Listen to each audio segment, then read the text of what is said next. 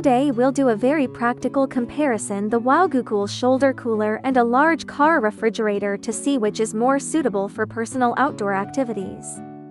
The one on the left is a backpack-style cooler with a capacity of about 16 liters and an empty weight of about 2.5 kilograms. It can be carried like a backpack.